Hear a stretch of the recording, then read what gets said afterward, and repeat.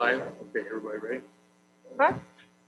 Okay, call a public safety meeting to order at 9:04.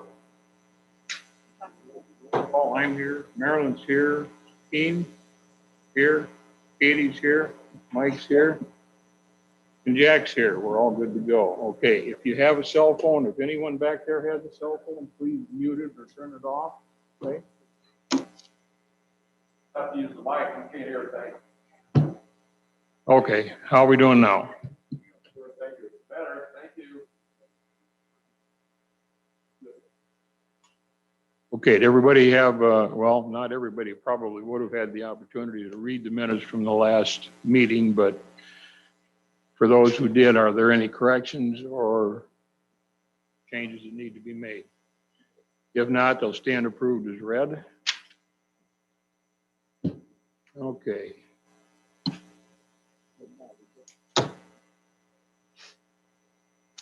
Charlie here yet, State's Attorney? Okay. Sheriff will be with us via Zoom today.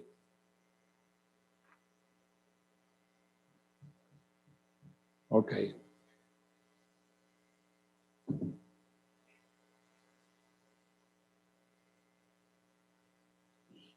Gentlemen, bear with me. I'm going to give any of our local committee heads or something the opportunity to make any comments that they have or something that they want to bring up. And then what I'm going to do, we have quite a few here in reference to the response on the resolution of the Second Amendment sanctuary county situation. I have asked that out of the group of people that are here to pick one individual because we don't have enough time with the business that we have to conduct with our meeting to give everybody 10 minutes to talk. So I've got a gentleman that in the back room that has agreed to come up and talk. And I would just ask that we don't go toward a political point of view on this rather than the elements of what we're talking about in the resolution. Okay? So with local people, Stacy, do you have anything you'd like to say? Okay. Anybody else? Any of the committee members? Before I go too much further, I don't know how many people have met Jonathan yet, but Jonathan is our lean-to IT for helping the other gentleman, Welcome, John. Zach. So Jonathan will be in here. I called him Josh or something a little while ago. So I just said I'll call him Jay, make it easy. Hey, you. Yeah. John, you have anything?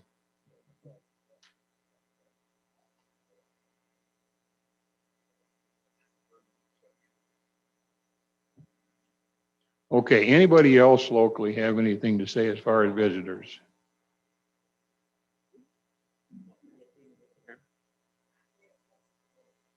Don't be hiding back there on me, Amy. Okay. Okay, I was asked if I would read this. Oops, wrong paper. And this is the second page of the resolution that we're going to discuss today and bring up for a vote for passage or to be forwarded to the county board. Be it further resolved that if the government of the state of Illinois shall infringe upon the inalienable rights granted by the Second Amendment, which there's a blank here, it would be Lee County shall become a sanctuary county for all firearms unconstitutionally prohibited by the government of the state of Illinois, in that, again, I would say Lee County will direct its employees not to enforce the unconstitutional actions of the state government. In witness thereof, I hereunto set my hand, and it requires a signature. So I have done that. John, the gentleman to your right there. Sir, if you'd like to come in, state your name, and you can sit there at my regular desk. The microphone is on, speak into the microphone. The gentleman is here in response to the Second Amendment sanctuary resolution that we're working on this morning. So, My name is Bill Shaw from Harmon, Illinois, SCHAUFF. I'm very much in favor of the document. I like the wording. There's one little word I'd like to add. Paragraph 2, whereas the right to keep and bear arms, I would like to, it would give me a warm and fuzzy feeling to put some constitutional wording in there, like whereas the inalienable right to keep and bear arms. I think too many people forget where our rights come from, personal opinion. So that was my only suggestion. Thank you for your time. Thank you. Okay, thank you, Bill.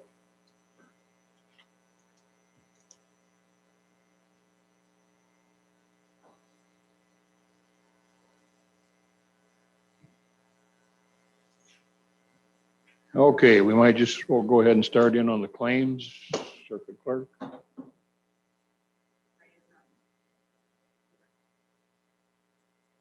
Know something I don't know? Oh, all right. Let's see.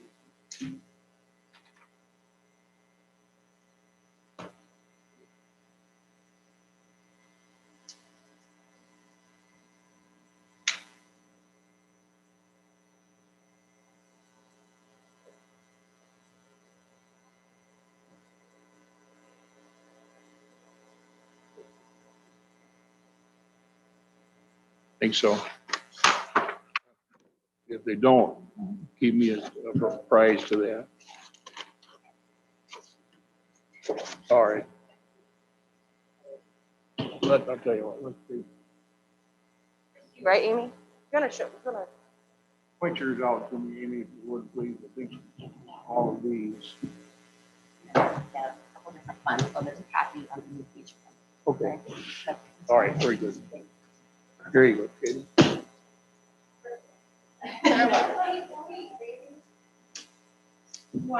She's off to a good start.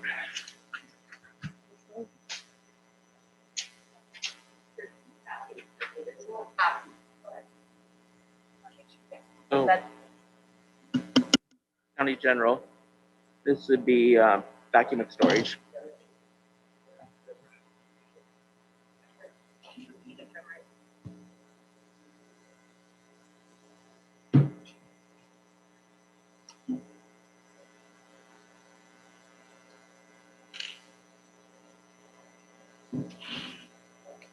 Up here.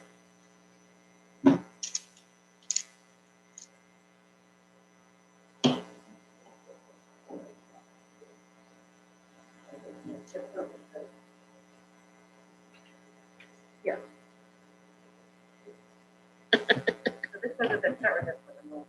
Okay.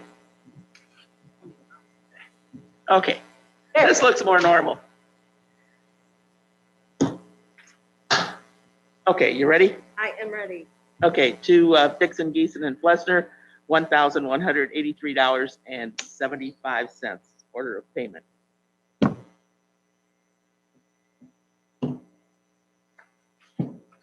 SBM, copy contract, $44. SBM, another copy contract, $216.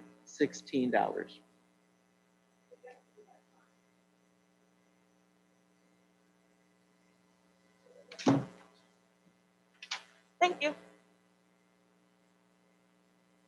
Now this says Judge Lee. Right, we'll start with this. So are these, It's okay, they're all good. but they're all judgments. I mean, okay. Welcome to the show. All right. I just need separate. Okay, we'll try this again. Here's the copy. I think she gave us too many copies is what's confusing us. You're fine. This one is underneath Okay. the copy.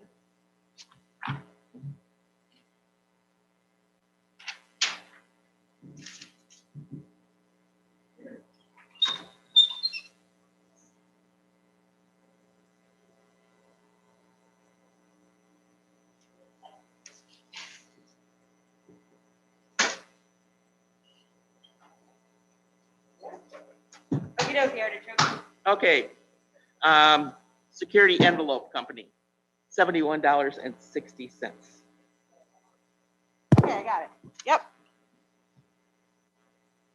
CDW Government for a wireless keyboard, $56.80. Okay, hold on a second.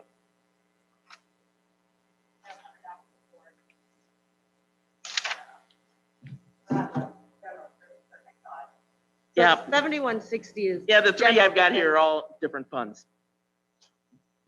So get this straight. We'll figure it out.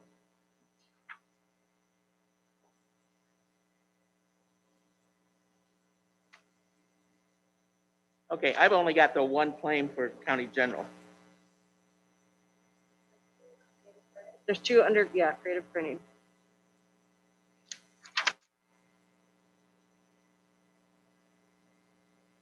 This is the county general one that we just. Is there another one under there? Yep. Ah, okay, Might be another one. Great. okay. Sorry about that. No problem. Creative printing for letterheads and business cards, $202.67.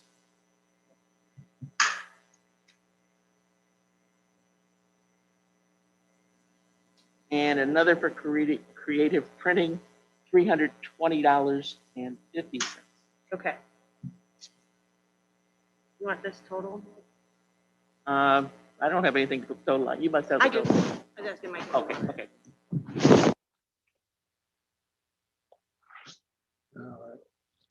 Which, are we So on? it's general, Okay, go ahead. 594.77. You, Okay, then on to document storage, which is 007. Okay. We've already done the CDW wireless keyboard for $56.80. Yep. Next one, $929.98 for CDW for a scanner.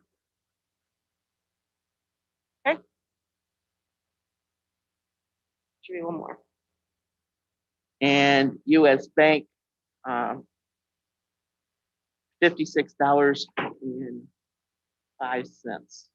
You have it 39.45.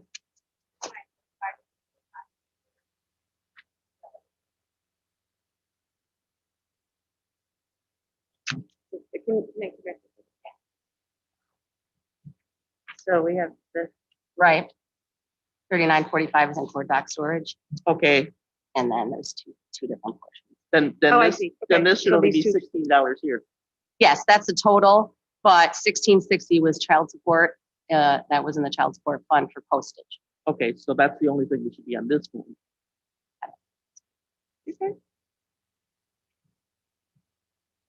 I'm just gonna add this up really quickly. Not that I'm interested. Exactly.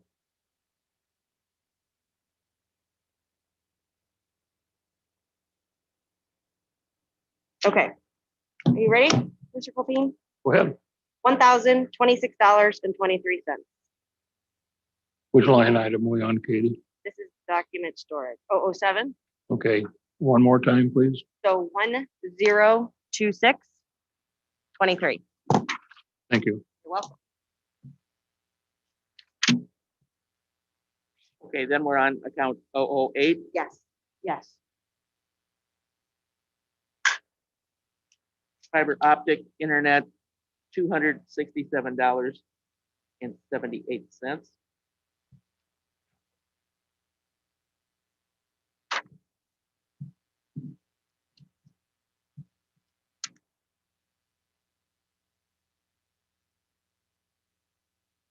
Justice Systems Incorporated, full court enterprise maintenance and support.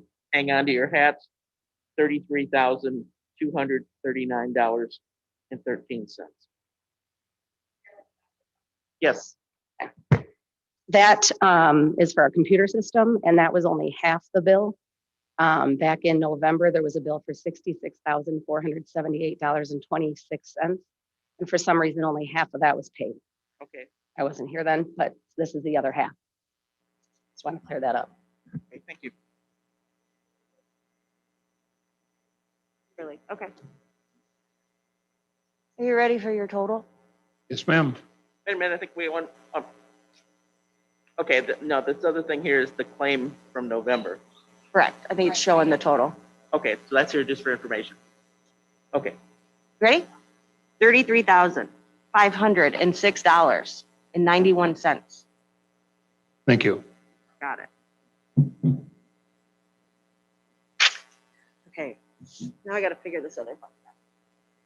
okay, I think these are all copies. I think those are the ones you really need. Got it, maybe that 1633, child support fund, that was the other part of the US Bank. But do we have a claim on that? Yeah, she had the. Okay,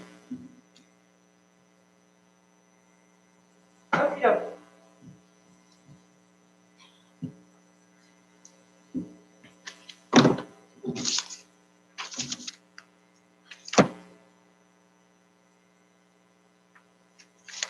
There's this one. I think that goes with that. Can you double check, please?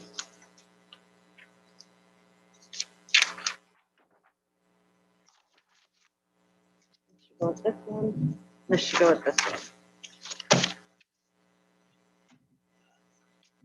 I'll just leave these. Sorry for the. You're fine.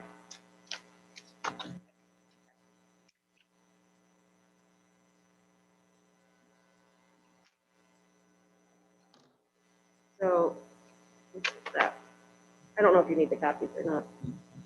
Here's the copies. So I'll get them.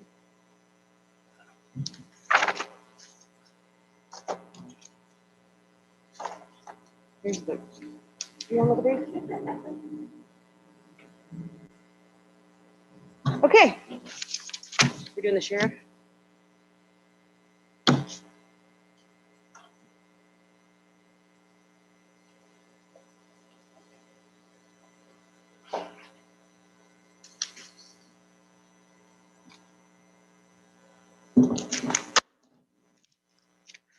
You want to do it? Not yet?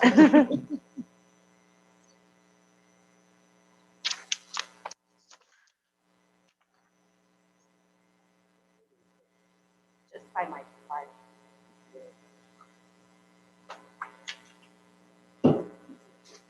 Okay. Want to try it? Ellen? okay,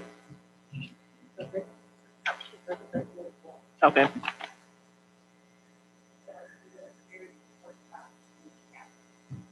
Okay, okay.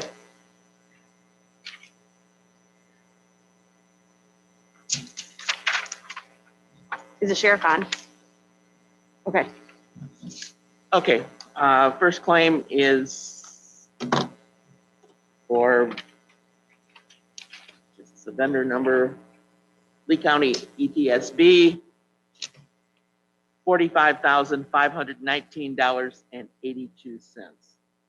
45,519.82. That's the total for that line item. 022, or do you want me to wait till you add the others? Yeah, let's just wait on that. Okay, then I'm moving on to County General. You need this one, Katie, or if you got it? Nope, I need it, please. Okay, If you'd like. Okay, ready? I am ready. Okay, first one is for Accurate Controls, $231.48. Medical, $7,114.87. What did you say? I'm sorry. 114, 87? 7114.87. Medical. Next one is Food and Meals, $823.30.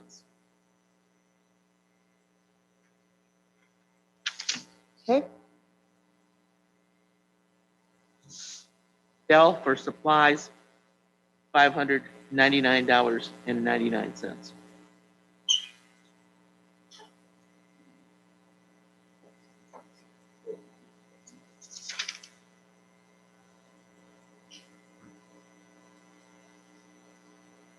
Auto repair, $9,772.94. Two individual claims. I don't know if they're listed. No, that way. no, it's just one. Okay, there's two invoices, but, Fox River Foods, $1,910.29. Okay. CenturyLink for telephone, monthly charges, $527.01. Okay. ASB for medical, $648.68. Yes. Oliver's for food, $4,947. Okay. Illinois Sheriff's Association, $860. Okay. ASB Dietary, $247.50. Yes. Lexipol, $6,663.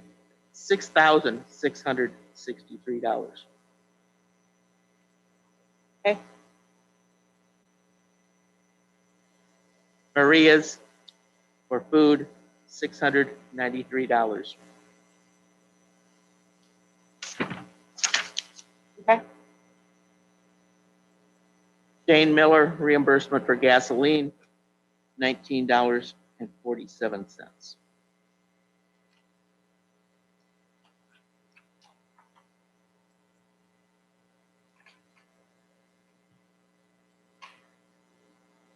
Muller Pinehurst Dairy, food, $356.58. Yep. Rayner, $966. Okay. Safe Light, $102.97. Wex, which would be fuel, $4,600.82. Marilyn, did you maybe skip one, or it might be out of order for new hire?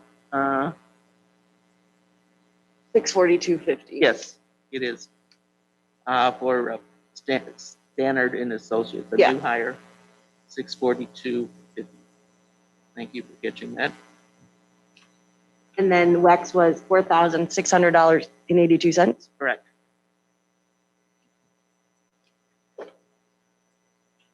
And then Johnson Oil, $34.35. Gasoline.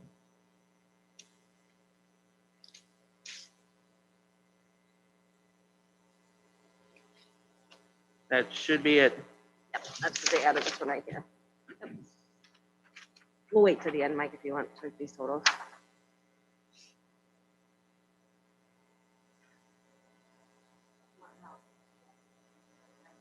Yeah, that was County General. Yes, please. Okay, it's $41,761.75. Thank you.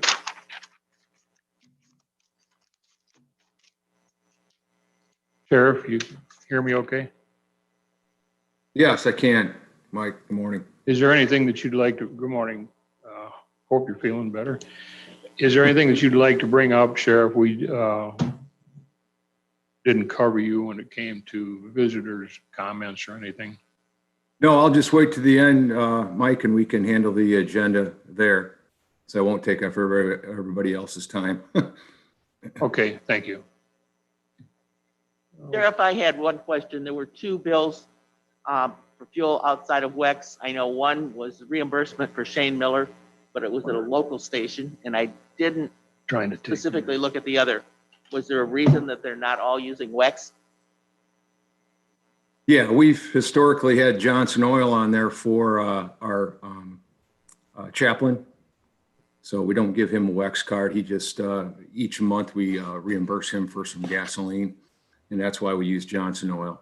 Okay, but the one that was reimbursement to Shane, and it was at a local station. So I guess why was he not using WEX?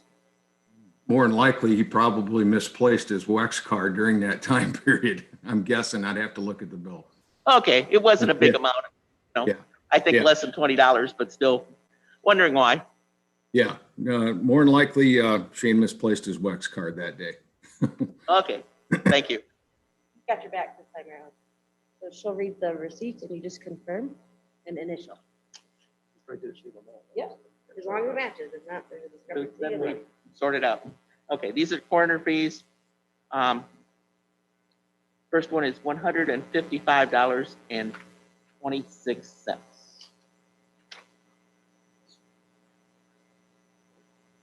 You know, it's for US Bank.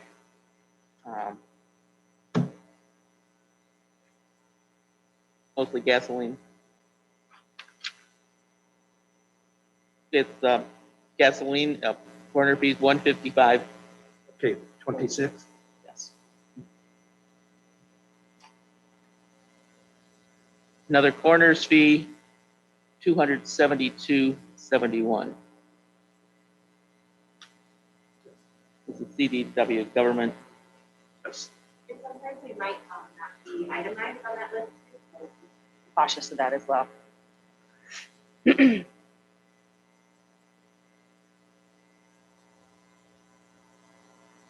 Maintenance, automobile, Ken Nelson, $93.20.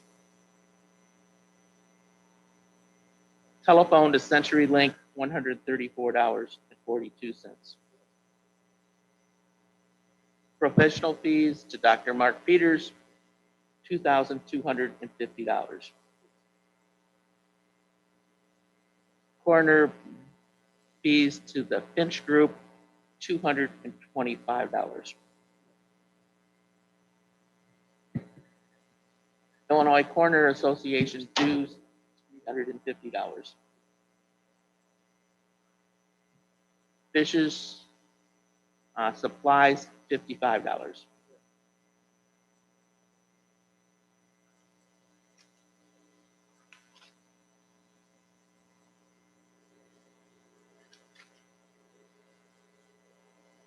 Khalil's clothing,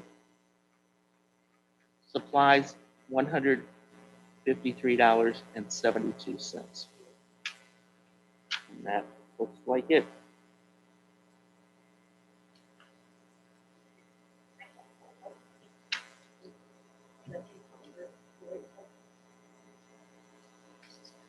Zero 5. It might have changed. 005? Yep, okay. And then there's your total. And then you give that to Mike. Go for it, I'm sorry, you want the Yeah. total ball, please. $3,689.31. Thank you. And then And just that goes with this. total it, initial it. Okay.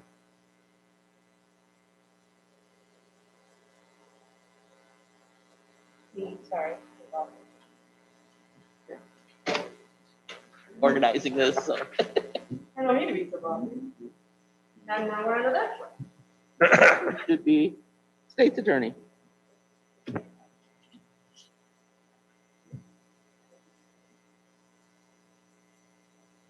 Charlie's here, right? Yeah.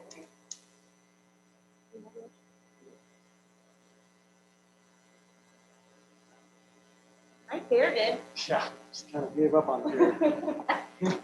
I like it. Okay. Okay. You can do whatever you like. It's up to Mike. Stay right here, you want me to go out there? You're comfortable there, that's fine. Okay. Just don't stay in swinging distance. Katie is all, that's fine. Okay. Who wants to do this? You want to try it? Jack needs to learn how to do this. Okay. You do it? Coach Jack in it, he'll get through it all Want to right. read them? Okay. Yeah, teach everybody you're up here.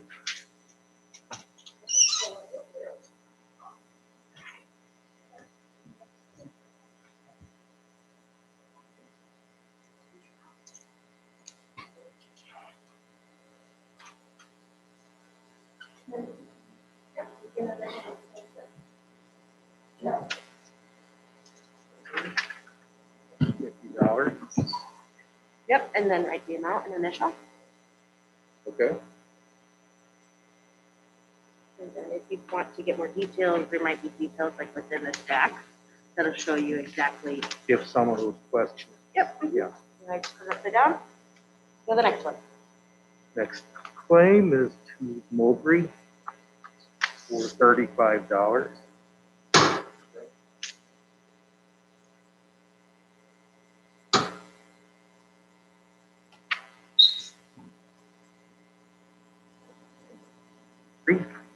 For $125. Okay. Nope, it's all on the main page that he has here, so Mike has the top of it too. But it's a very good observation. Next claim is Rob Taylor for $1,139. Okay.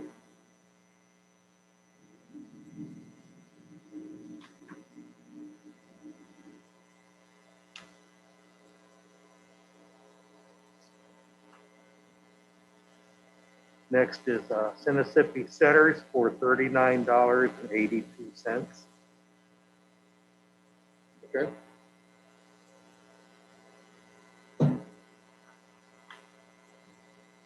Next one is also Mississippi for $350. Okay.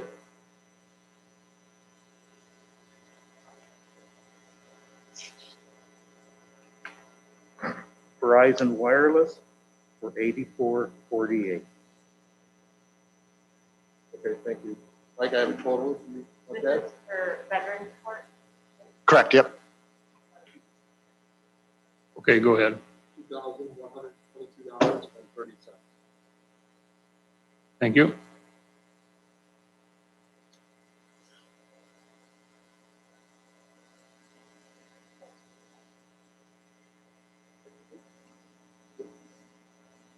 Okay, gonna do it again, ready?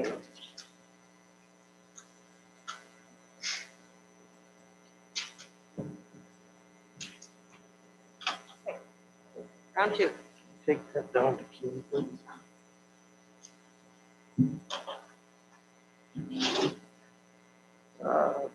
First one is LEAF for $495.76. Okay.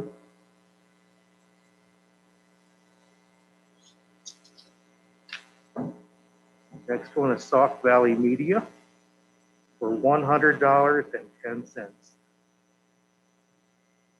Okay.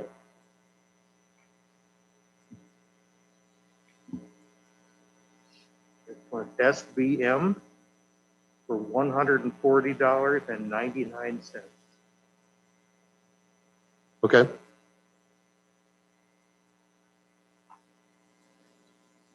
US Bank for $155.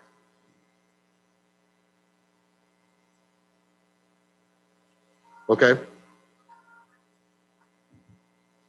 Next one, US Bank, 207.03. Okay.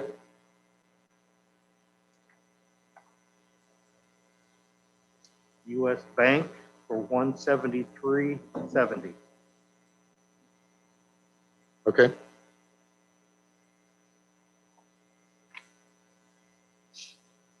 Verizon Wireless for 197.38. And just so the committee's aware, this one is double the amount that it normally is because we did not receive the December bill. Okay.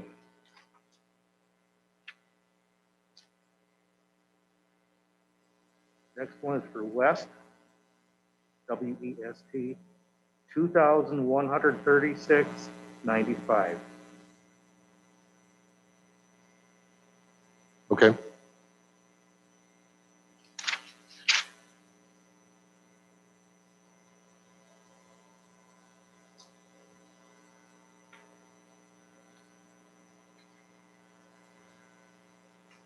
Stride Bank, $20 even.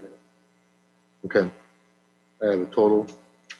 Mike, This OVW, No, this is for the office claims. general, okay. Go ahead.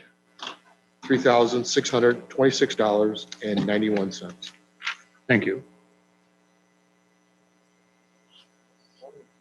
I do. I go in the dark. You got a big clip for that? I got. Okay.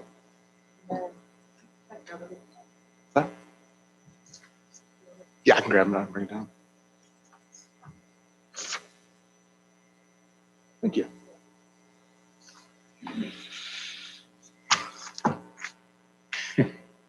Happy to take any questions or anything about anything that's been going on lately. I know you're all aware that we've had the House bill that's been making its way through this last week that'll dramatically change how the operation of this office works, as well as law enforcement. Sounds like it's going to make its way through, so we'll be left to pick up the pieces and figure out where we're going from here. I know there's a lot of law enforcement in the community, and they understand, and I'm sure the community understands how big of a problem this is going to be.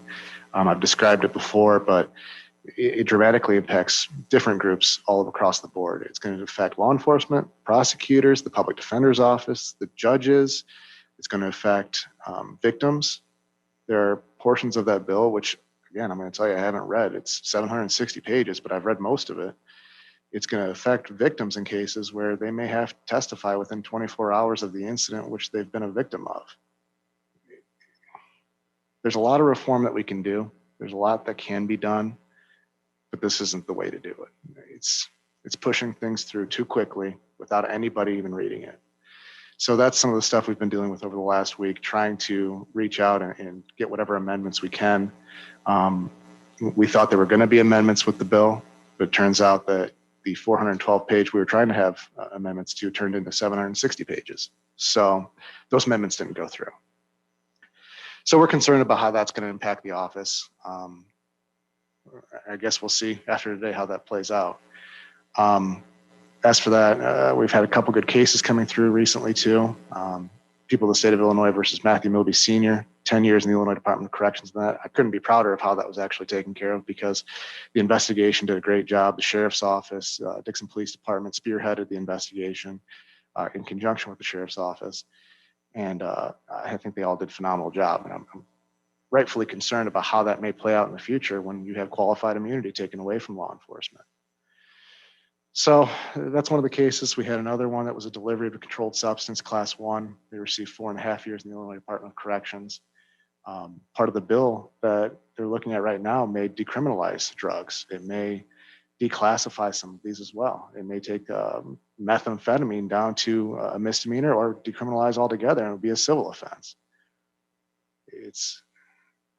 I can beat on it all day and tell you how bad of an idea this all is, but I'm not going to belabor the point.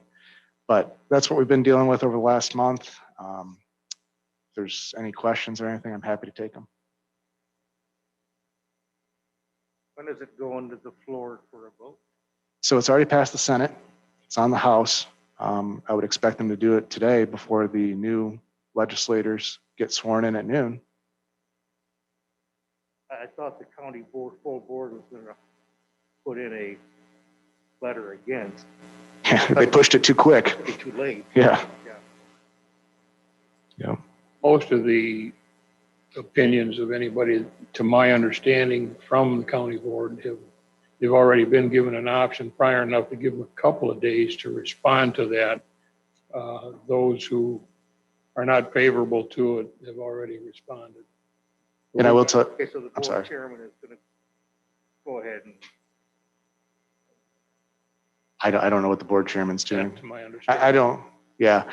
The Illinois States Attorneys Association, I've met with them over the last couple of weeks regarding this as well. And I can tell you of the 102 counties in Illinois, 101 are against it. Can we guess which one? You can guess which one. So I can see clearly now. mhm. Read the letter. Okay. There are a lot of major organizations: Fraternal Order of Police, Illinois State Police, the Illinois Sheriff's Association,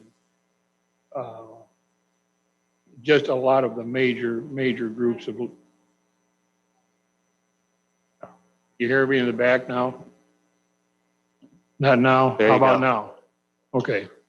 I'll start over. Most of the larger organizations that this is going to directly impact, the Fraternal Order of Police, Illinois State Police, Illinois Sheriff's Association, and there are numerous other ones. I could probably take about 5 minutes if I could remember them all, but most everybody is lobbying against this bill.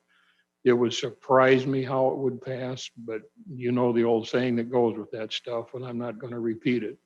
We're all in hopes. I think probably 99.9% of anybody in here is in opposition to it. All we can do is just hope that things go in the right direction and it gets defeated. I think it's very absurd. And that's as far as I'll take that. And I don't want to diminish what our representatives have done around here either, because all the representatives I've spoken to, you know, Brian Stewart, Tony McCombie, Tom Demmer, they've all voted against it. I mean, they're going to vote against it as well. So I don't want to say that they're not doing their part, and they are. And there are unions that are involved in this also. So there's a lot of strong opposition to it. I just hope it all comes through.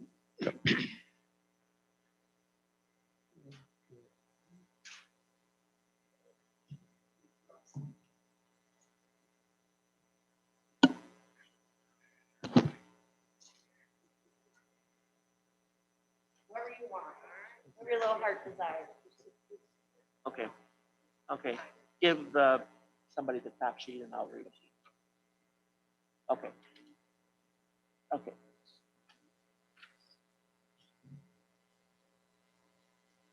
Okay, this is for drug court. US bank card for staff appreciation, $100. Yes.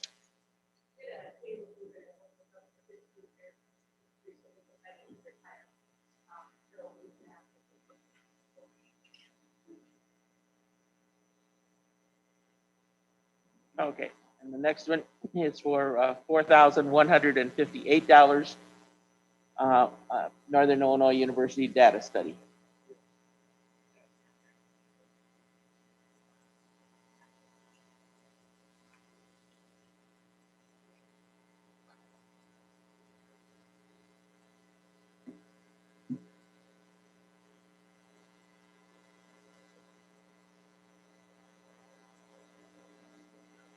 Okay, thank you. Okay, you need a total for my Right, Go ahead, King. drug court. Okay. $4,258. Thank you. Your career. And just as a reminder, all that,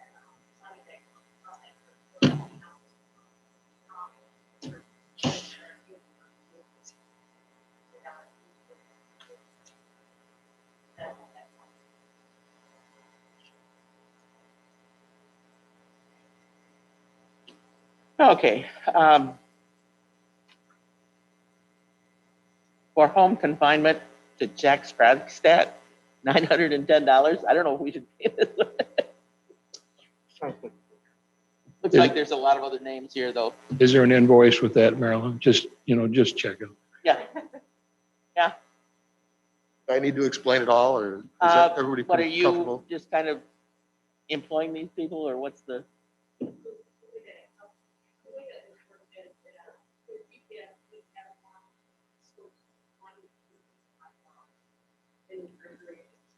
there are certain individuals that just simply don't want to jail, whether it be for work or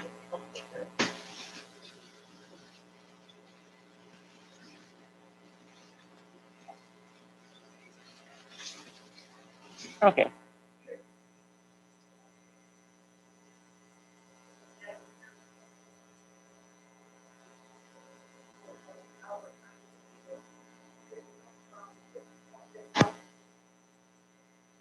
dollars are coming from the county, and that's how we pay for this provision.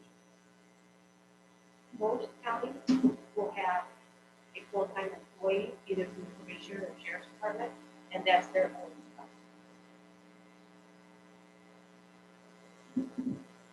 Okay, there were, on numerous names here, so those are the clients, and then Jack is supervising them? Okay. Total? Ready for a total, sir? Sure. $910. Thank you. Okay, probation services, Fund 17 or 017.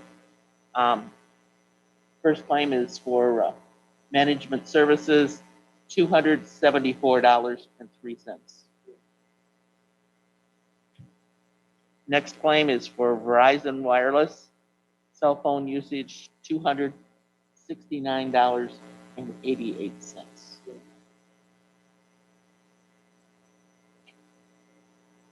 US bank card, business appointment cards, $33.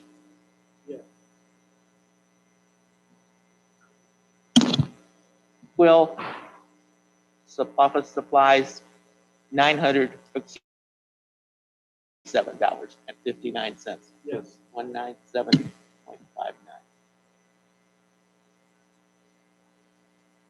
Paper recovery service, $25.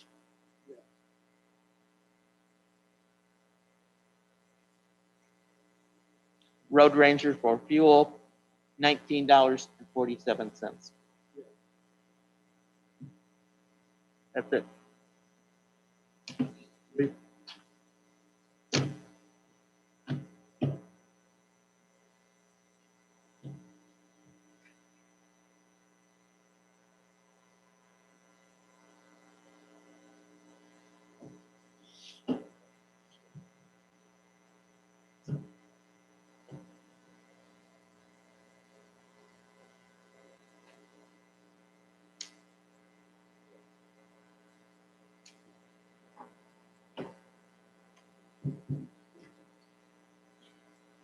Ready for total? Yes, sir, go ahead. $818.97. Thank you.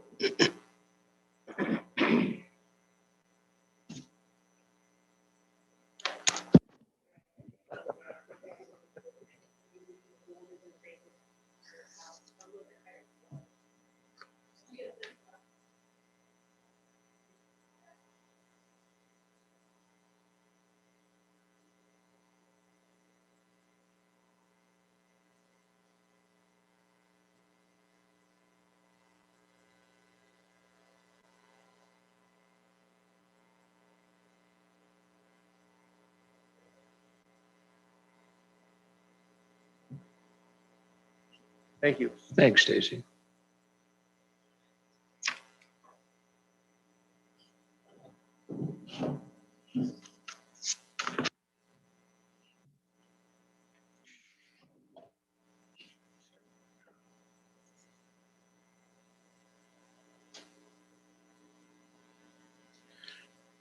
Okay. For EMA. All right. All for- EMA? So,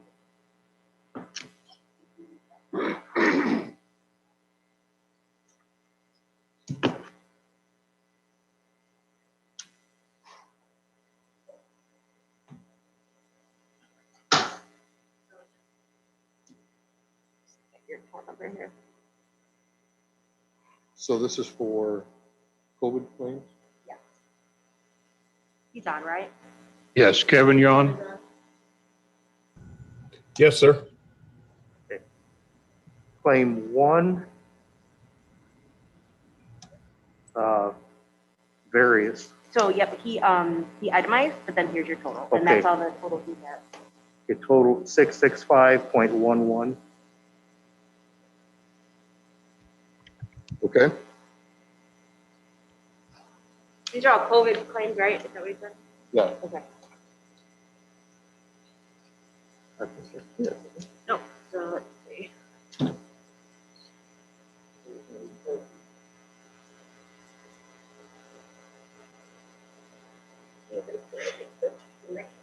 Yep. Oh, okay. Yep. Claim B part VPART for $50. Okay.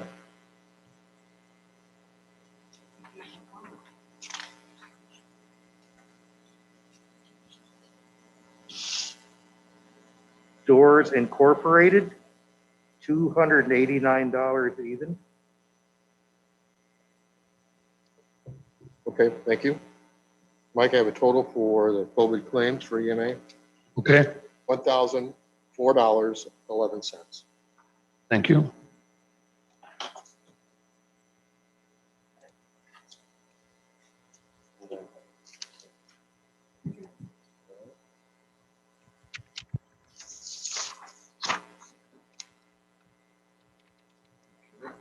Yeah. And then, all right, now this says here, COVID claims too, so is it something different? Or- So 029. I don't, they're not itemized. Okay, Other, Kevin generally marks them for COVID-19. okay. Okay.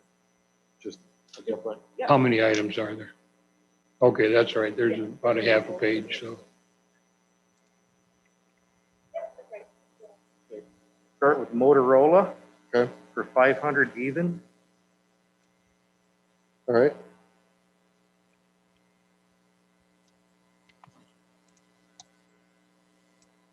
US Bank Visa, 345.59.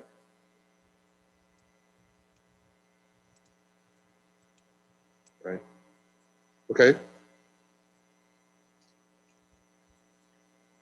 Dixon Auto Body, 695.84. okay,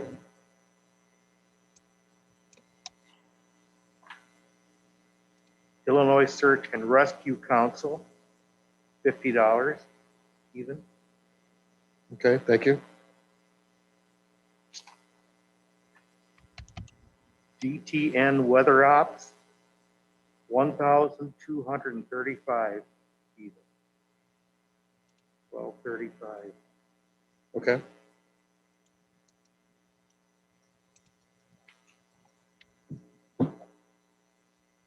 Ace Hardware, $30.18. okay,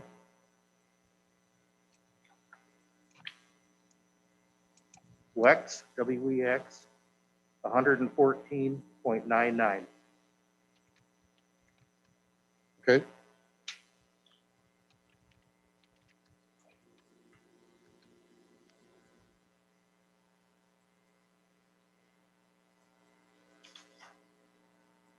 CenturyLink, 72.41. yep, okay,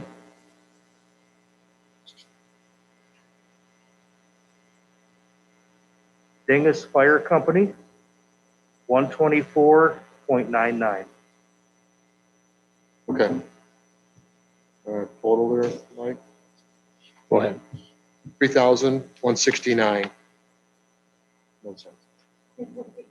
Thank you.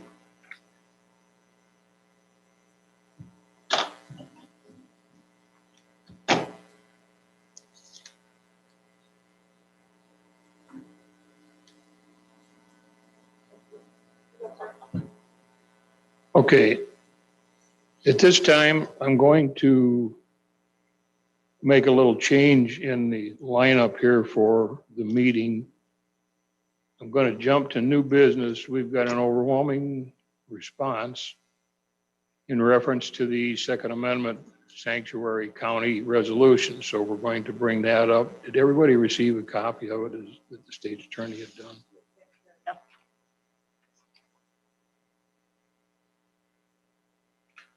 There was one element that was brought up. Mr. Boonstra, are you back there in the shadows? I had a suggestion or a question in the very first paragraph in the copy that we had handed out to us. I don't know whether we've gotten it in ours or not. I don't think we do, but the term inalienable, the individuals felt that that should be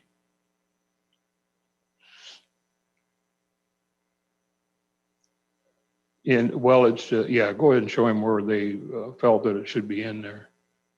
I believe he was talking about in the second paragraph. Second paragraph? Yep. Can you, if you could respond to that? Whatever changes, Putting the Comment is still term, here if you. Sure. whatever changes you'd like to make to it, we can make. well, it was of concern that the term inalienable should go in. I just wrote it down here to make sure to mention it or bring it up. Second paragraph, did you say, Marilyn? Yes, Whereas, Whereas the right to keep and bear arms for defense of life, liberty, and property is regarded as an imperative and protected right under the Second Amendment of the United States Constitution in Lee County, Illinois. I believe in there we should probably put the term inalienable. Okay. If you can track those changes and just let me know. Again, this is the resolution. It was just a draft. If you guys want to make changes Correct. to it, you certainly can do whatever you want with it. Okay, any comments? Any of the members of the committee have any comments on it that they would like to express? Yeah, Mike, when was this sent out? Because I never received it. If I believe it was sent, I can tell you, I sent it to Becky last night. I didn't get a copy of it to review, so. Okay, we'll take care of that. I apologize for that.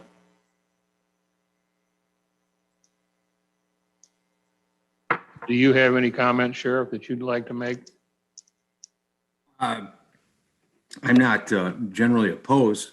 I know just, the only thing I know, I don't know about our ordinance specifically without looking at it, but I know when Effingham County started this, I think it was a year and a half ago or so, we had some discussion about it. And so I'm not, directly opposed to it. I just would like to look at the ordinance before I make any further comments, of course.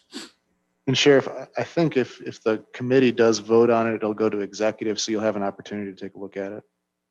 Yeah, we'll get it sent down to you yet today, so that you can get an opportunity before executive committee. If it passes public safety, as Mr. Boonster said, it'll go to the executive, and then depending on the outcome there, onto the county board for final. Sounds good, thanks. So.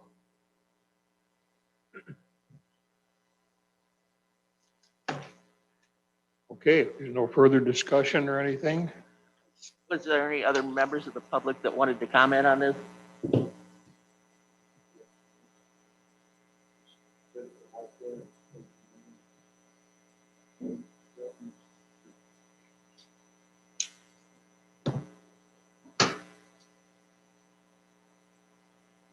I was just wondering, did they add the comment about the sanctuary county then at the end?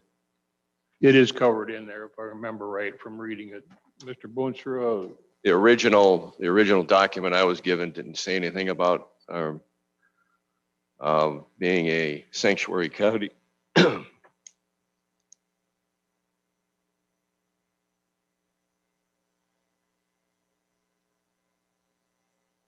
This document here from the Illinois State Rifle Association states at the very end, be it further resolved that if the government of the state of Illinois shall infringe upon the inalienable rights granted by the Second Amendment, Lee County shall become a sanctuary county for all firearms unconstitutionally prohibited by the government of the state of Illinois, and in that Lee County will direct its employees not to enforce the unconstitutional actions of the same state government. And then it says, in witness thereof, I hereunto set my hand to the official representative of Lee County. I'll respond to that. Mr. Boonstra. Again, this is a draft resolution. It can say whatever you want. The legal opinion I would give you is that the individuals that would be enforcing, the state's attorney's office and/or law enforcement, is bound by their oaths not to enforce anything that's unconstitutional, but to include language that says that Lee County Board can tell those two offices what they can do in terms of enforcement or not enforcement. I don't believe that's in the purview of the county board.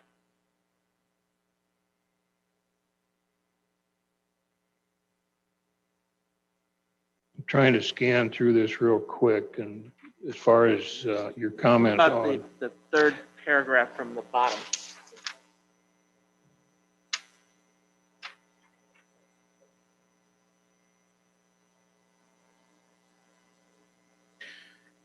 Okay, on the back of the copy that I have here that was presented from the state's attorney, it says, now therefore be it resolved that the Lee County Board on behalf of the people of Lee County, Illinois, and in an attempt to protect the federal and state constitutional rights of its citizens, and particularly the rights provided by the Second and Fourth Amendments of the United States Constitution, do hereby express their opposition of the enactment of any of the pending legislation or any similar legislation that would infringe upon the right of the people of Lee County to keep and bear arms, and consider such laws to be unconstitutional and be beyond lawful legislative authority.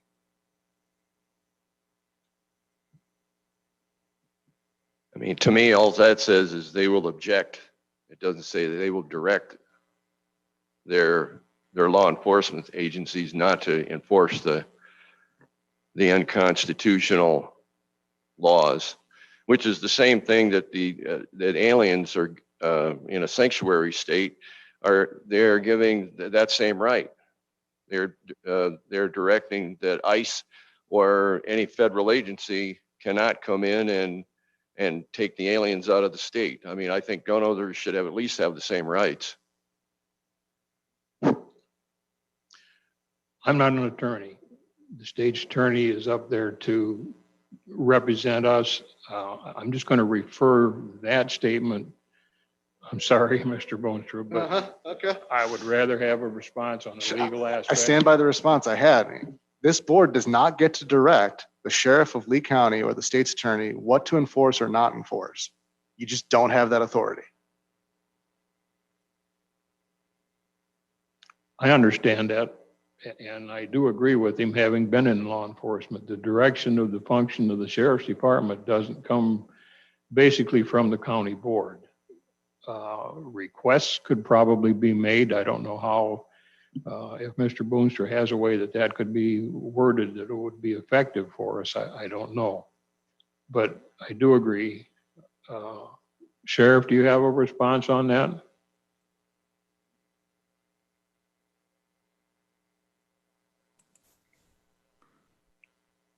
No, I'm in agreement with Charlie with regards to directing. We know what laws we're supposed to enforce. I think I understand where the county board is going with this. But I think we got to be a little bit careful on who we're directing to do what when we're talking about enforcing the law, and also tailoring our discretion to the specific needs of the county board or desire. I think what this states, though, is it does not directly say that the sheriff's department does not carry out its duties, but it says it will direct its employees not to enforce the unconstitutional actions. Sure. Again, the board can direct the sheriff all it wants to, but the sheriff gets to decide at the end of the day what's going to happen. Sir, I'm sorry, for the record, could Oh. you state your name? Pardon me, State your name, please, just for the record. Paul Wilson. Thank you.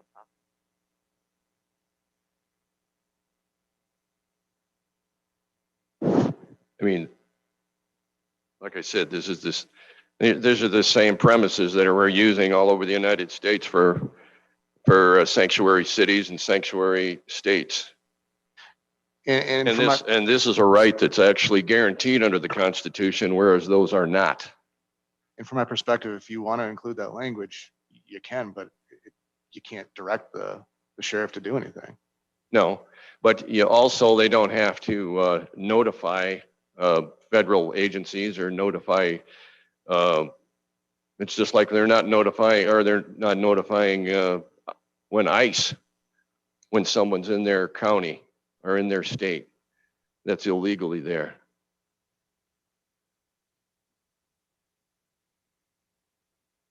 There again, I mean, can't. I just want to say I appreciate that everyone here is supporting the gun owners' rights, and that under the Constitution, these are protected. But when we see laws that are coming down the pipe like this, where they're going to hamstring our police departments, I think the right to keep and bear arms is more important than ever. This is the same type of thing that happened in Nazi Germany in the 30s. Adolf Hitler took away the rights to keep and bear arms, and then he picked up the Jews and he murdered them. Stalin killed 20 million Russians after he took their right to keep and bear arms.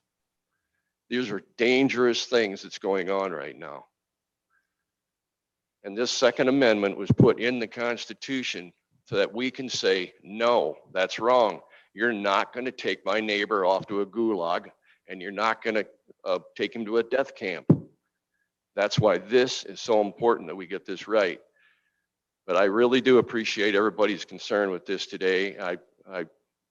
It's great. Thank you. As I understand it, even if this does pass, we can still amend the language of it. And I'm not trying to. You mean pass the committee? Yes. If it passes a committee, yeah, you can always amend the language. We're going to have to anyway. There's a couple of grammatical errors that we have to hash out anyway. If you look in the Okay. second to last paragraph, there's a period at the end of the sentence where it says after legislation. That shouldn't be there. In the third to last paragraph, there's a period at the end of the paragraph that says authority, and it should be a semicolon and then and following after it. So there's still going to have to be corrections anyway. Mr. Smith, I think I'll just respond and say that we're going to keep your comment in consideration when we start correcting this All right. first. That's great. Okay, resolution. And I would suggest if you need any guidance on this, call the Illinois State Rifle Association. They have helped all the counties that have gotten this passed get this done. This is from them. So a lot of counties have put this into this very document. They've passed this resolution. Sure. And in fact, there are probably only 10 counties right now that do not have a resolution like that. And Lee and Cook and DeKalb County that I know of are some of them. In much of the language, if you don't mind, Mr. Copine, much of the language that was in the resolution that was prepared for the committee today was taken from those counties as well. There was some thinning out of a couple of the paragraphs just because it was my opinion that it added unnecessary language. When it discusses what the pending legislation will do in terms of violation, and it seemed to confuse the issues a little bit, and I didn't want people to be confused by it. So that's why it was slimmed down a little bit. Right. I believe it was Adams County actually did a proclamation instead of a resolution. And then Effingham County, I believe, did have that resolution language you were discussing. Sure. No, really take time to get this right. So I just, like I said, I appreciate you guys taking this up and working on it, because if anybody that's an older person in this room needs to remind the young people of what went on prior to and during and after World War II. We are headed down the same path. National police, they want to do away with our local police departments and have national police. That's called the SS, if anybody wants to know. So we got to keep our local police. We got to keep our sheriff's departments and support them to the max. But when they are taken away, the last thing that we have is our Second Amendment. That's the last line of defense.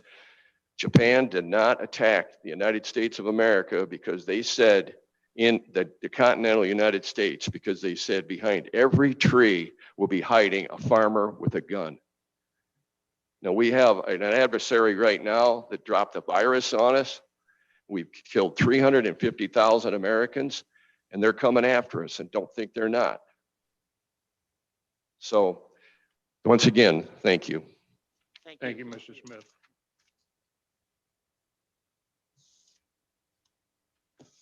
Would it be appropriate at this time to make a motion to pass this subject to civil revision?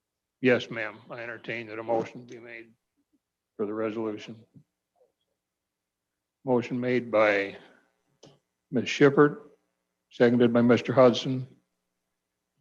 You want a roll call vote on this, Charlie? Sure. That's all right. Okay, roll call vote then. Becky, if you would, please. Okay, so we got Mike Copine, Yes. Marilyn Shippert, Yes. Dean Hudson, Yes. Katie White, Yes. Mike Zeman, Yes. and Jack Strogstad. Yes. Thank you.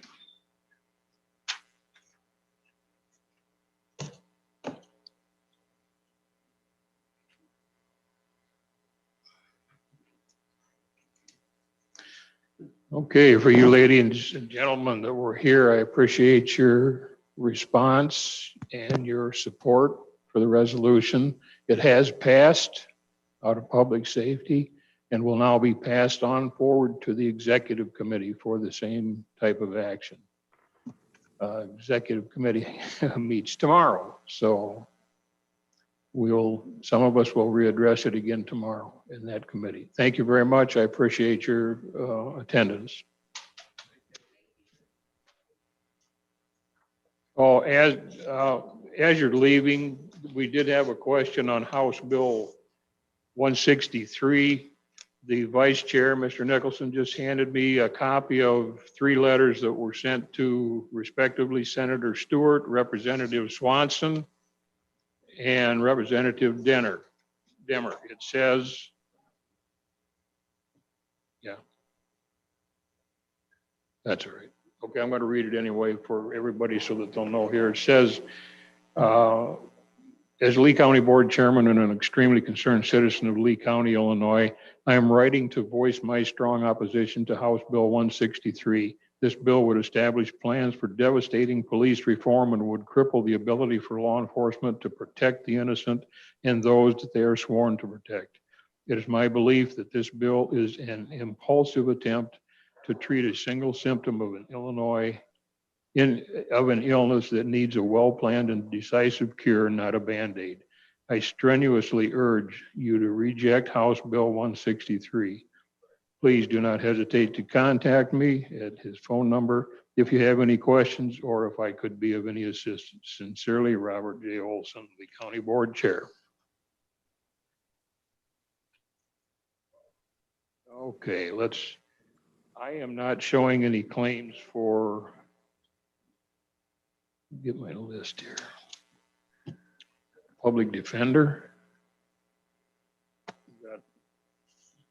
or the judges. We had one from the judges earlier that was, Where did it go? I don't know, but we had it. We Okay, did, we had it. Hold on.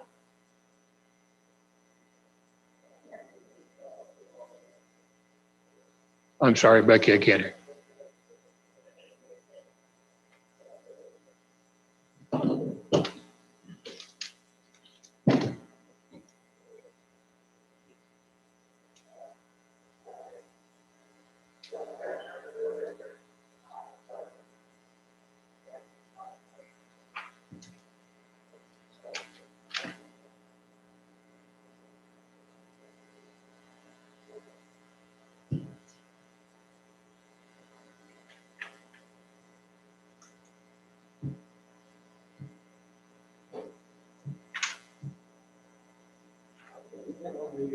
Started the, is that it?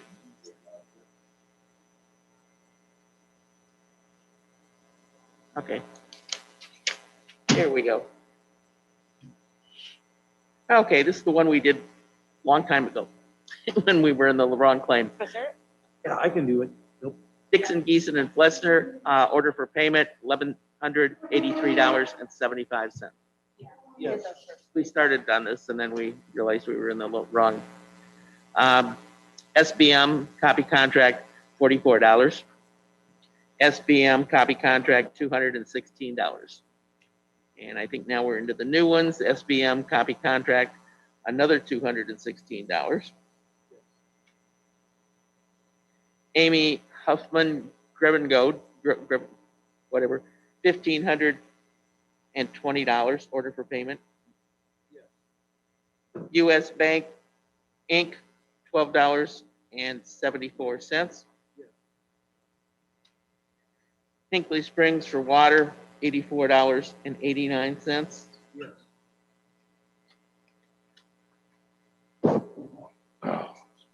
Dixon, Geeson, and Flessner, order for payment, $3,126.01.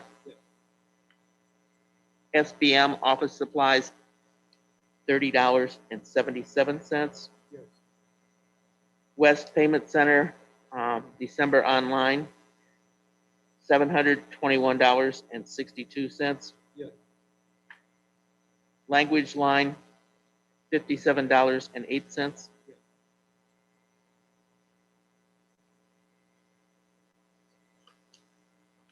US Bank, remaining balance on bill, $43.15. Yes.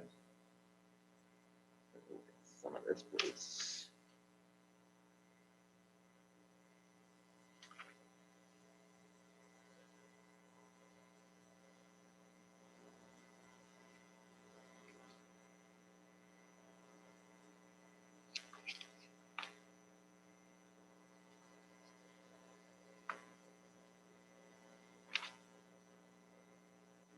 Language line, $13.21. Yes. West Payment Center subscription update, $290. Yes. Dr. Matthew Finn, $1,300. Yes. Mississippi Centers, $2,735.04. Yes.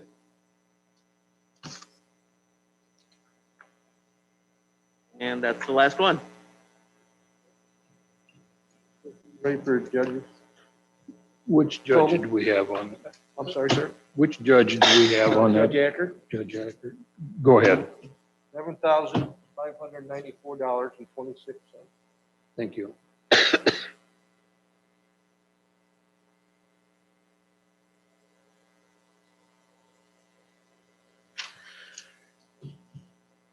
Becky, we usually have all the judges listed here. All I have is a line item for 31 that shows judges.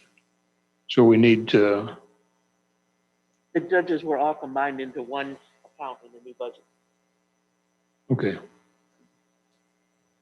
So we don't have to denote which judge that the bill was from then? Well, they're all commingled.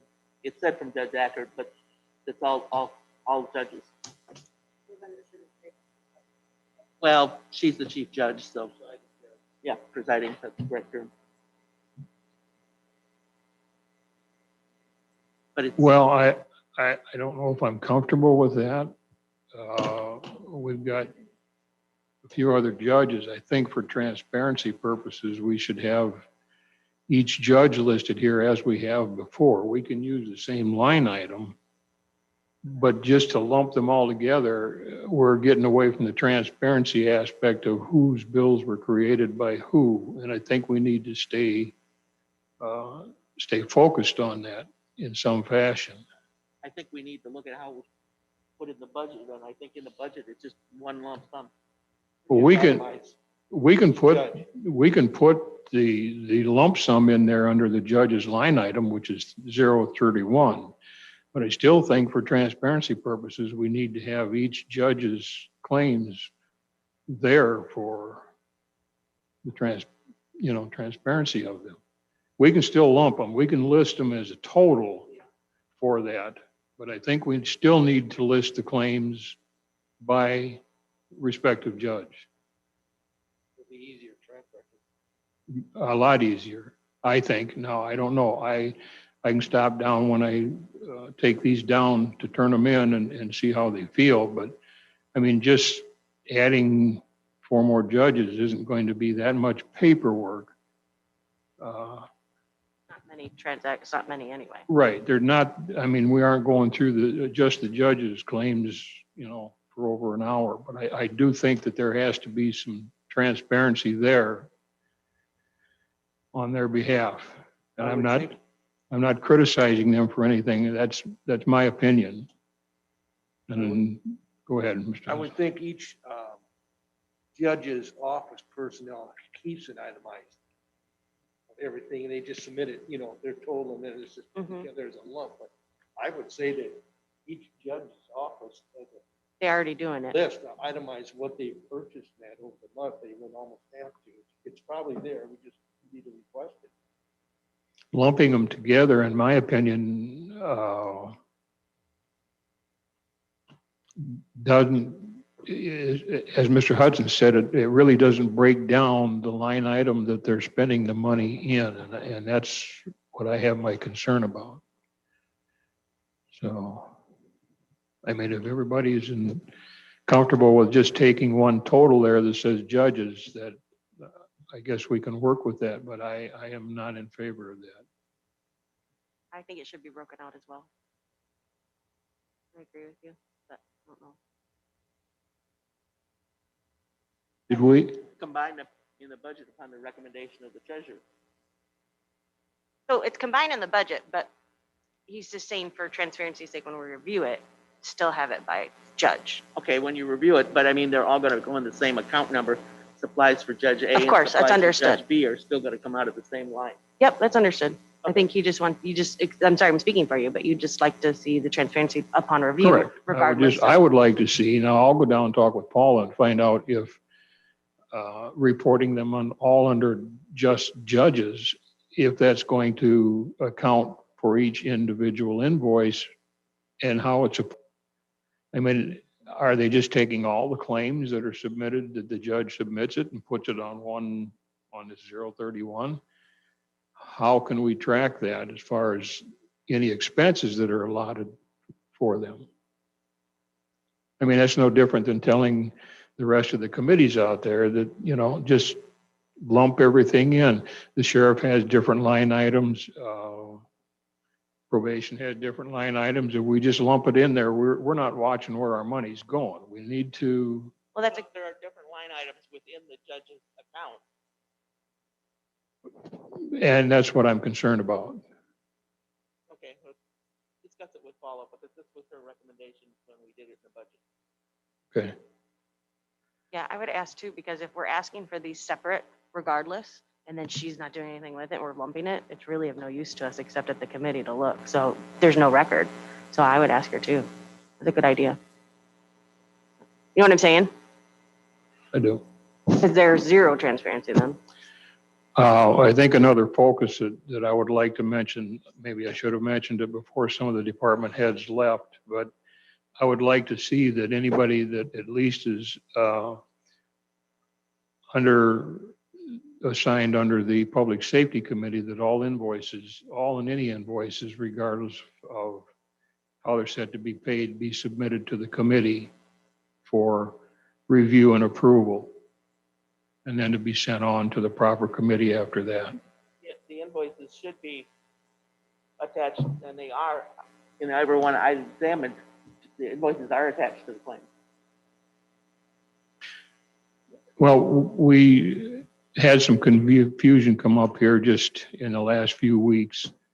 And I think that it needs to be handled. Just if the claims can't be paid until the county board makes approval of it, and regardless of how the claim is submitted, to whom it may be submitted to, it still can't be paid until the county board approves payment of that bill. That's what we've got the claims and stuff for, as I understand it. So I think we need to focus on that. You can have other agreements established as to how much some of the bills are going to be for when they're submitted.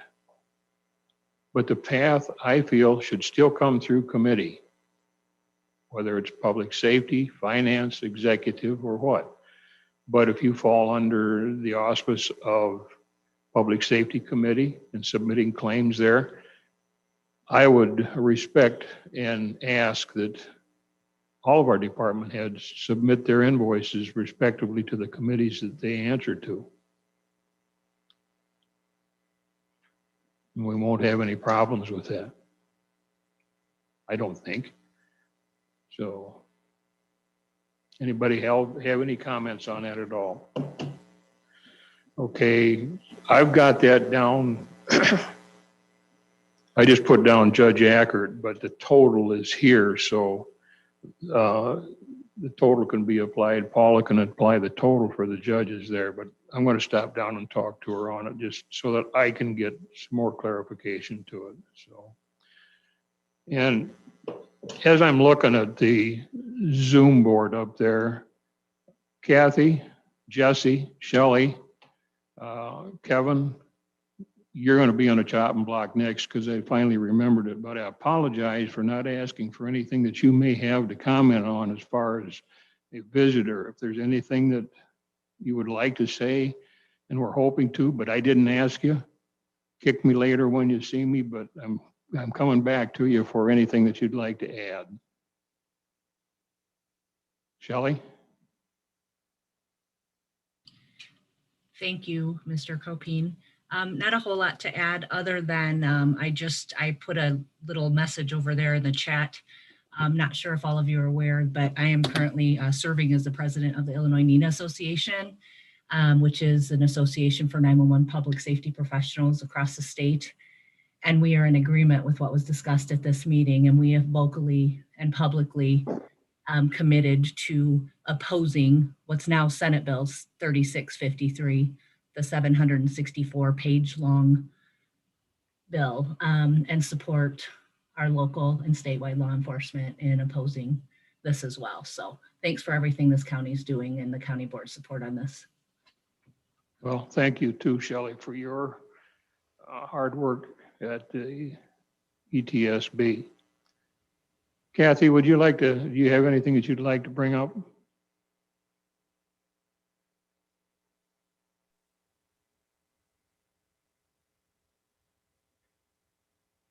Kathy, are you there?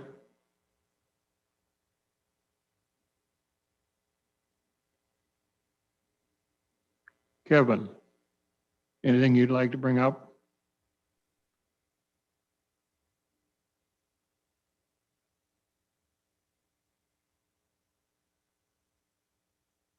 Kevin, are you there? Yep, sorry. That's It's been all right. a little busy in the office, working on helping the health department, the hospital get vaccines out to first responders of the 1A category, working on that real diligently.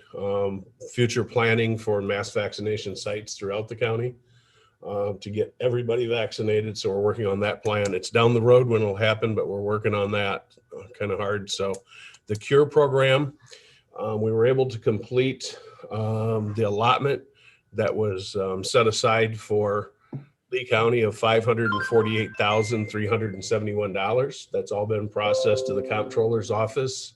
And one of those checks, the first one should be in the treasurer's hands. The second one should be coming. So that's a good thing. We did ask for more funding from the CURE program. They asked 3 different times. Each different time I increased my allotment that I wanted. So we'll see what we get out of that. And the other thing was Christmas Eve day, we had a 39 car train derailment just west of Dixon. We managed that. There was some hazardous materials spilled. There was other quantities of products spilled. So that's still under mitigation right now. They'll turn those farmers' fields back to the original when that's all over and done with.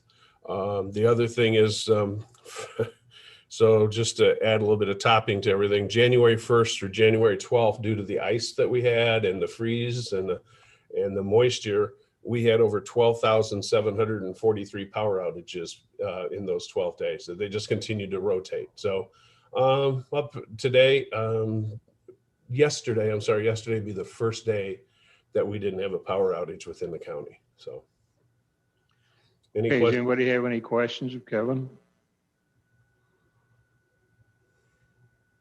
Thank you, sir. Appreciate it. One final comment. I know that, we're still not completely finished with the Emergency Operations Center, but if anybody would like to, after the meeting, come across the street and look, I'd be happy to walk you around, answer any questions. Thank you. Appreciate it. I'm not able to come today, but another day, was that invitation still valid, Kevin? That's anytime. Just give me a call. Sometimes we do have meetings in here. In fact, we have the room will be used not by me, but by another agency at 2:00 this afternoon. So again, it's not my room. It's a county area. It's open for meetings to anyone. So we just try to make the best use of what we have. Okay, thank you. Kevin? Yes. Partington, you there? Yes, sir. I have nothing to add. Thank you. Okay, thank you. Okay, Sheriff, I apologize for bumping you down towards the bottom, but it might give us a little bit more unchallenged time to go over the items that you have under new business. We have nothing for old business. I will bypass the quarterly updates. We're pretty well up to date on those. So under new business, the sheriff, I'll turn it over to you. Taser Okay. project. Yeah, I'll skip around a little bit because I know we've been kind of focused on the police reform bills that are out there, and everybody's talked about it ad nauseum today. And first and foremost, I appreciate everybody that's on the call today that supported this. Shelley, Charlie, the county board, and everybody that's advocated for the opposition to this. Well, in my 38 years in law enforcement, probably the worst bill I've ever seen. And the overriding issue with this, and I think we all probably realize that by now, is the push to get this done so quickly in the lame duck session. And we had asked the Black Caucus and other legislators when we knew this was being formulated a few months back to sit down with them and have a discussion about these items that they're talking about. And if we would have been able to do that, I think we could have came up with a very good compromise and a good comprehensive bill to push forward, because even in law enforcement, we realize there's some modernization that needs to take place, and we're always evolving. We have to in this ever-changing world. We recognize that, and we actually put forward through our coalition about 15 items that we would agree upon that have something to do with each one of the items that they're talking about. However, they would be useful for law enforcement, criminal justice system in general. But I don't know if you saw a summary that I put out regarding the initial bill that came out that was 611 pages long, that has since been expanded to about another 140 pages as of the last couple of evenings. And but there are some very concerning things. You know, the one that we talked about was qualified immunity. That was essentially not completely taken out of the Senate bill that was voted on at about 4:15 a.m. this morning. However, a task force is now going to be formed to take another look at qualified immunity for law enforcement. And basically what this means is that law enforcement could be civilly liable for any actions that they would take in their jobs. And I think you know that there are some times that we have to respond and act rather quickly within seconds of a type of incident that we may be on that may be very volatile. And for us to be held civilly liable, punitive damages, in other words, they can go after your house, your car, your investments, anything of that nature, is very concerning to law enforcement. And so that's one of the things that we're going to keep a watchful eye on in the future. That task force is supposed to be formed and a decision made by May of this year. So that is not completely done. The other thing that was taken out of this bill, as I understand, is collective bargaining. So that the FOP will still be able to operate as they are. I'm sure there'll be some other restrictions that'll be involved when this final bill is voted on. But we also believe in employee rights as well. So I'm glad that that was initially at least taken out of the vote that the Senate took this morning.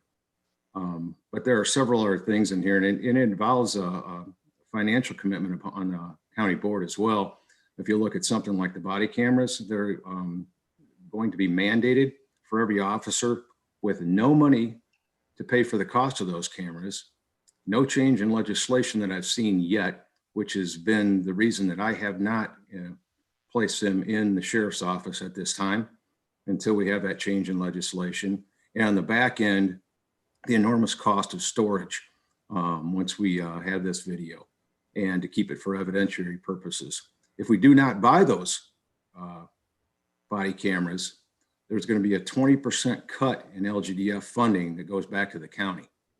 So not only are they not going to pay for these, but also they could cut funding that comes back to the county should we not comply with this.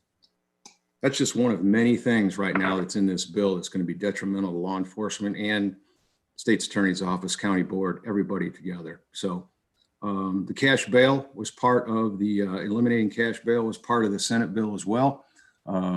That will not be immediate. As I understand, that's a 2-year process to eventually eliminate cash bail. Again, very concerning. So there are several other things. If you look at that email that I did send out to the county board, take a look at all those items. It's a good summary of the bill, the original bill that was written. So unless you have any other questions of me on that, I'll skip it because I think everybody talked about the police reform bill quite a bit today.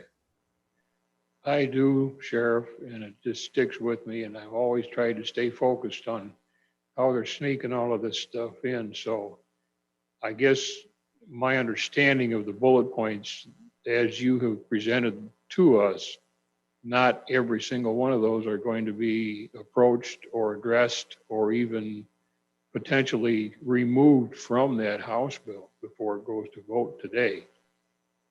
Yeah, unfortunately, Mike, they changed that around where House Bill 163 became a couple different bills throughout the last couple days. So they're starting to piecemeal some of these items, realizing, I think, along the way that this bill in whole was not going to pass. But as they piece some of these items together in separate bills, they were able to get some positive movement on the legislative end moving forward to support this bill, even though we're still in opposition. Me, it's another prime example of how they wait until the last minute to introduce something and then try to slip it through the cracks. And I totally object to that, but Yeah. that's my opinion. Thank you, Sheriff. I appreciate it. So moving on to the other agenda items, I think we had the TASER project on there, Mike. Yes. And that's something I talked briefly about last month, and give you a little background on our tasers. Currently, most of them are borrowed. We actually have, in the last inventory, we have 4 that are operating, and that's it. So we need to replace them soon. And, with this Police Reform Act going along with the use of force and de-escalation of force, that taser is certainly a tool in our toolbox that we can use to, at times, have another option besides moving upward in force to the use of deadly force. So I need to have these tasers in the hands of the deputies, not only on the road, but also in corrections. We've reviewed several different options with what used to be Taser International, is now bought by Axon. And they provided us a basic cost and also an enhanced cost that involves some more VR training with the tasers and different kinds of training suits and whatnot. To cut to the chase, the cost of the tasers to outfit 21 of our deputies, which 2 will be in corrections, the other 19 will be out on the road, will cost approximately $62,000. That includes the taser, the holsters, all the gear that goes with them, the docking stations, the evidentiary part of the tasers, and all the cartridges, training and duty cartridges we will need for 1 year. However, after that, years 2 and beyond, I would have to budget approximately $4,500 a year for training, cartridges for qualifications, and duty cartridges, depending on how many were expended. So they've broken that down to a one-time cost, again, of $62,000. There's a 5-year warranty on everything, or we can pay for this over the course of 5 years, whichever option we want to use. That's a costly endeavor. I get it. And I know that without being able to see everybody closely, I'm sure your eyebrows are raised like mine. However, it's certainly an important tool. And I think we need to take a look at this from the aspect of the use of this tool. And again, avoiding the use of deadly force in situations where the taser would be more applicable. And I think it's something we should definitely take a good hard look at. From a financial perspective, I do have about $13,000 coming back from the Cures program on 3 metal detectors that I bought. We're only keeping 2. So I am going to get a reimbursement cost from that, which will help alleviate some of the cost of this project. Also advocating for the use of some of that Cures money that will be coming back. There was about $400,000 that we submitted for law enforcement salaries throughout this pandemic, that I think some of that money could be wisely used towards this taser project when that money comes back. And that would be what the resource that I would be looking at for funding this project. Should you agree? Marilyn, should we do that in the form of motion to forward that to finance?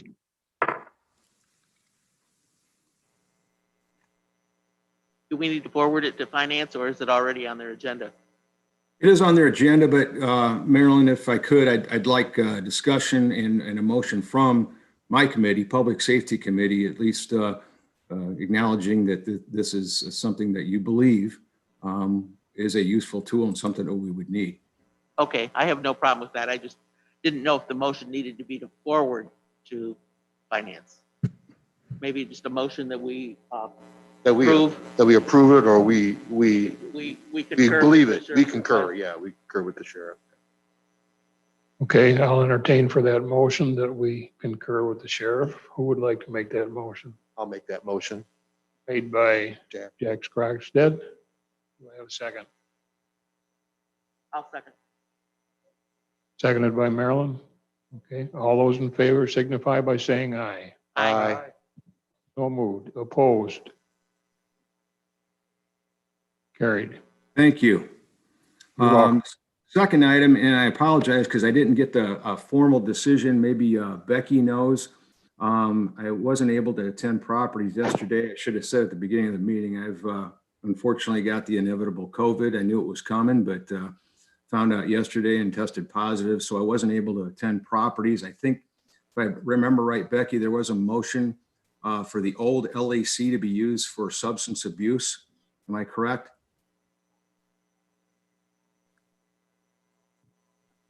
Is Becky there? They did, John. They did? Okay. I just didn't want to speak out of turn because I didn't know if they forwarded that motion or not, but I put it on properties and public safety.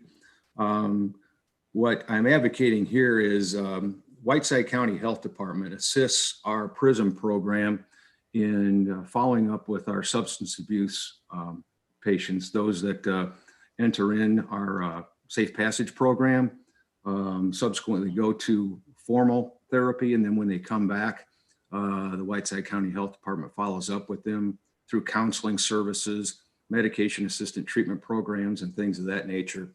About 30 to 35% of the people that we put into our program from Lee County actually go to the Whiteside County Health Department for these services. And so they would like to use a facility over in Lee County to follow up with a lot of their therapy and counseling services here. They did take a look at our old LAC.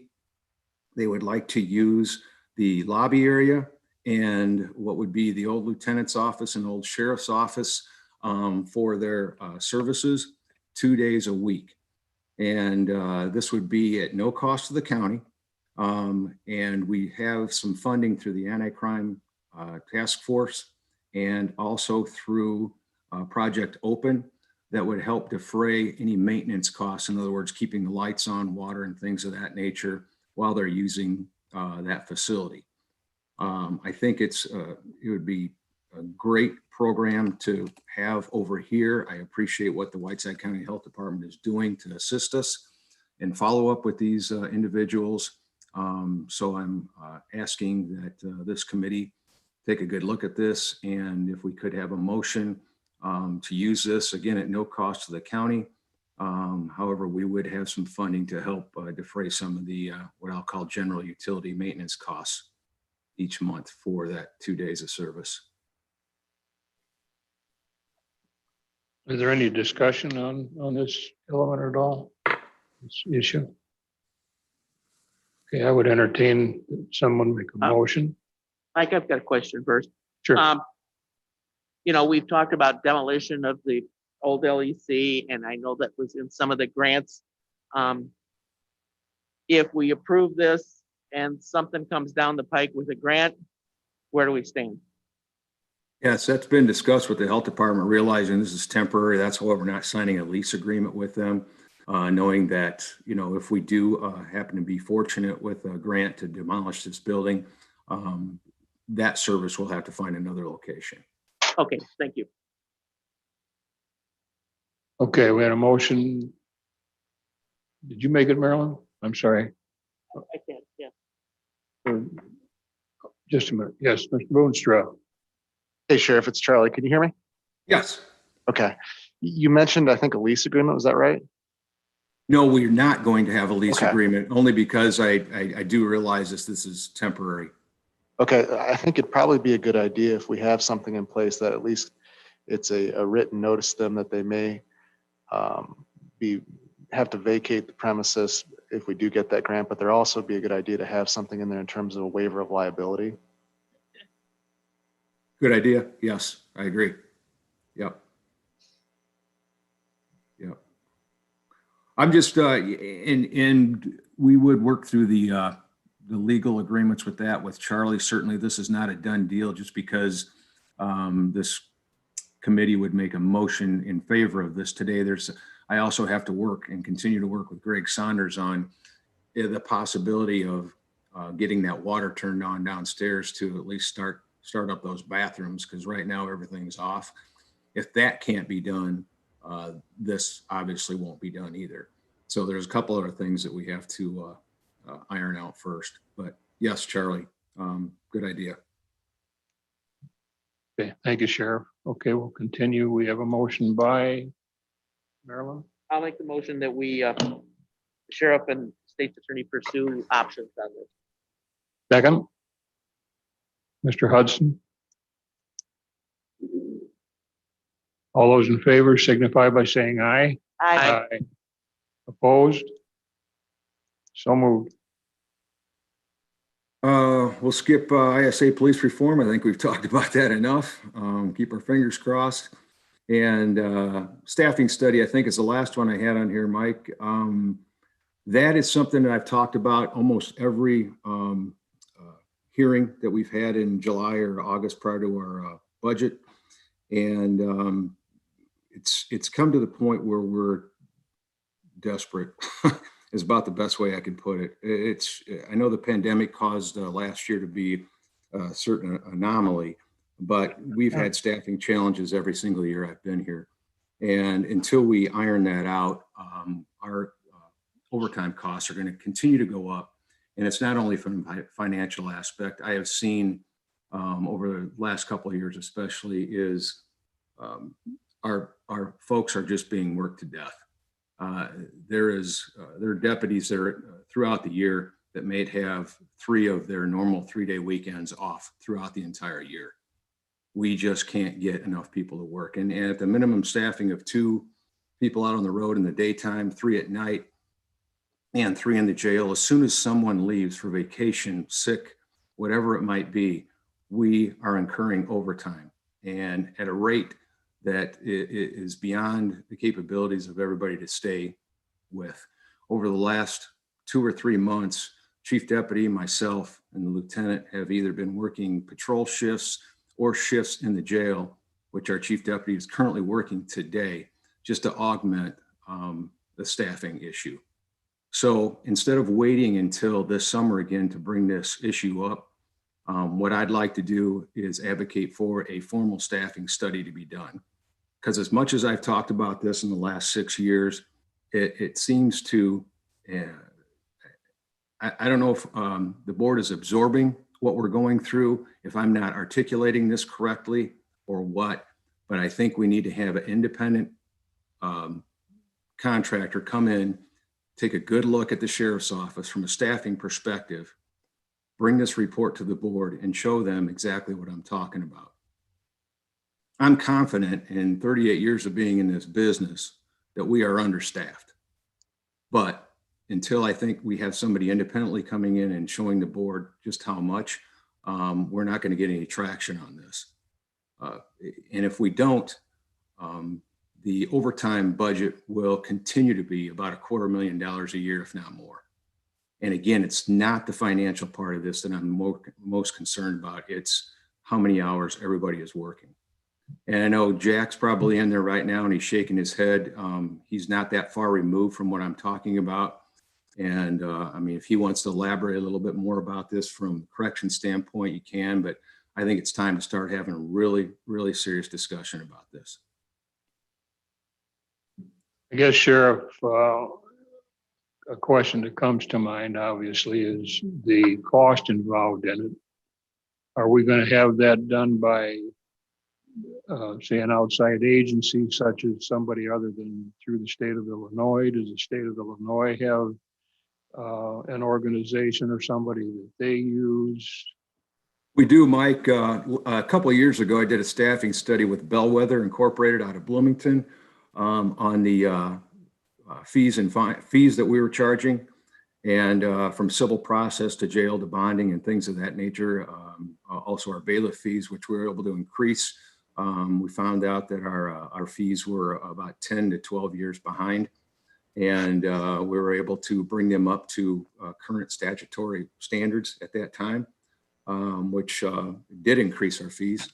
At that time, I think I paid about $6,500 for that study. At that time, again, I believe the staffing study was about $12,000 through this particular company. Now, we don't have to use Bellwether, but they are highly recommended, have been used by several other law enforcement agencies throughout the state. That would be the first one that I would take a look at if the county board was entertaining something like this. Anybody on the committee have any questions in reference to that? I don't have any questions, but I totally agree with the staffing survey or staffing study. It was terrible to say the least. And I feel every day for these men and women that work over there, what they're going through. And it hurts. You know, being retired from there, maxing out my retirement, I feel bad that I can't help them out in some way or form. But Sheriff, you have my support for this for sure. Anybody else have any input or questions or anything? Carolyn, you've been pretty close to some of this. Do you have anything you'd like to say? Well, I mean, the sheriff has consistently said he's understaffed. I believe it. The problem becomes finances. You know, but are we jeopardizing the safety of our officers by not having adequate staff? It's a hard call. You are putting them at risk, and I'm sure a lot of them are trying to find another avenue of income. So, you know, that's what you're doing. You're jeopardizing. I'm not saying you. We are jeopardizing the services because somebody's going to want to go somewhere else and make the same amount of money but work less hours. I'm going to express my opinion on it too, and I do agree. Having spent the time I did in law enforcement, the longer you work somebody, the less effective they are as far as the performance of their job, and the risk of something happening to them is always present. I think in the condition that an employee would be under those circumstances, working extenuating hours, it only escalates the potential for something wrong to occur.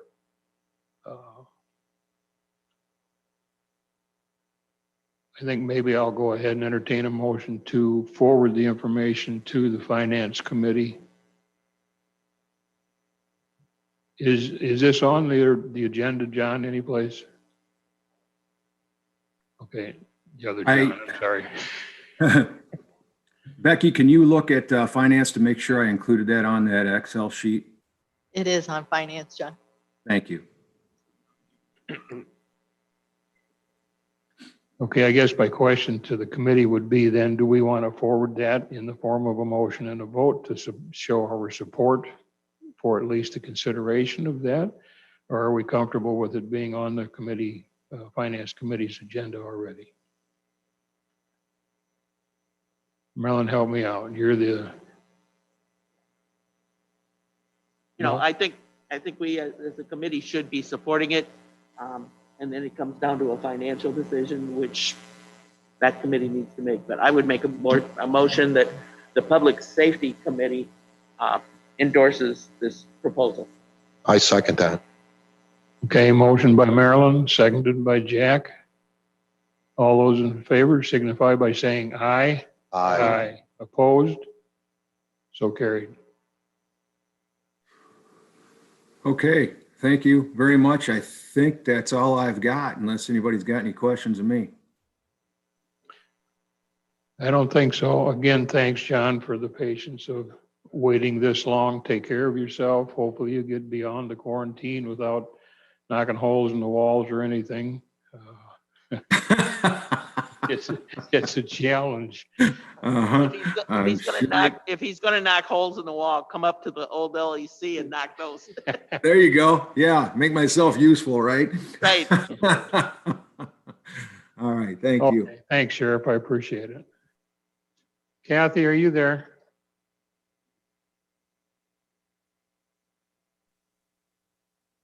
Kathy?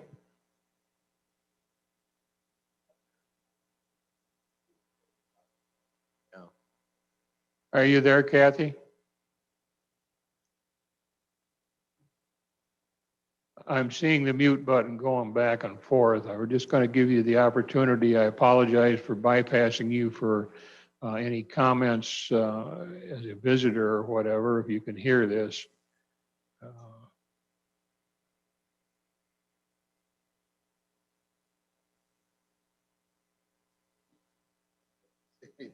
Maybe she's just gonna come down the hallway here. Here she comes. Well, that's-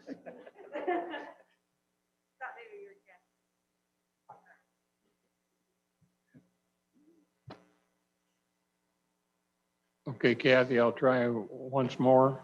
And I apologize, maybe we need to get IT down there to help and see what might be going wrong with it.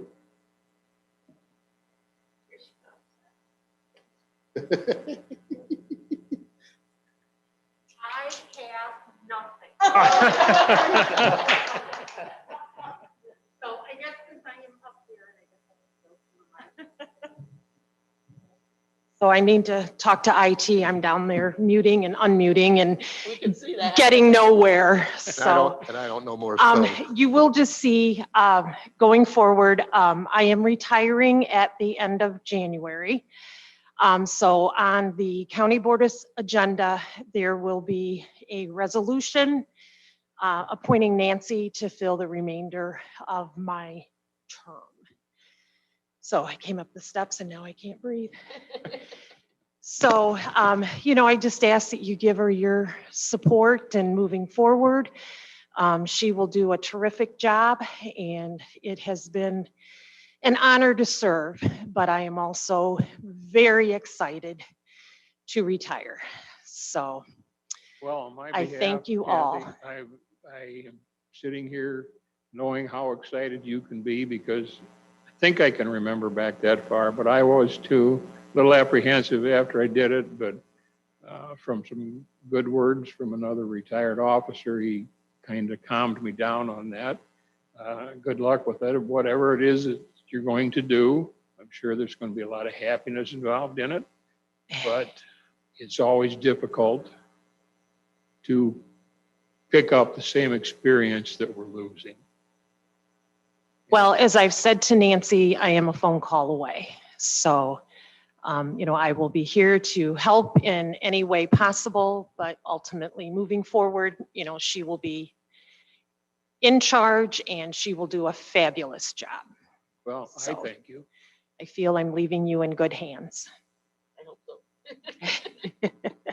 Well, thanks again, Kathy. You've done a marvelous job. Well, thank you. Thank I've you. Thank you. Been around Thank for you. the You've been clerk for how long? full time. I was elected in 2010, Okay. but I actually started with the county in 99. Okay, So well, I've had 21 years and I'm ready to sit back and do nothing.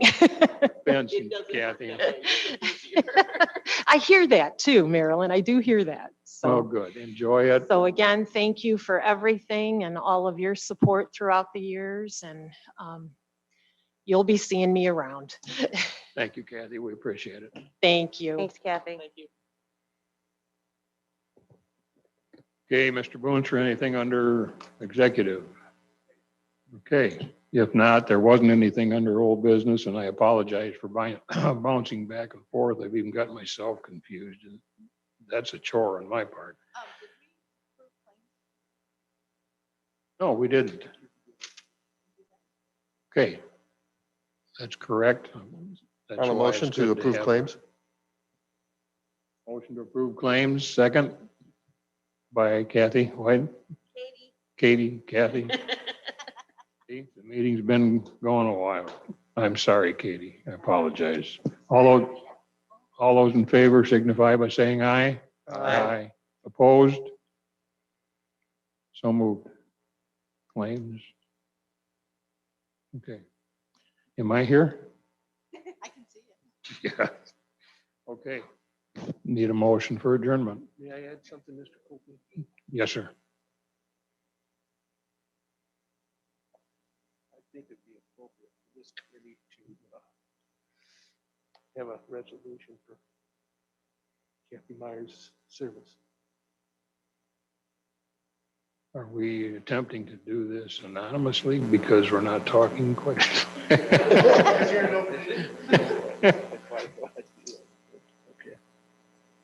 Well, I would think it would be appropriate, 21 years to go through that. Marilyn, what's the best way for us to, because we've had a lot of,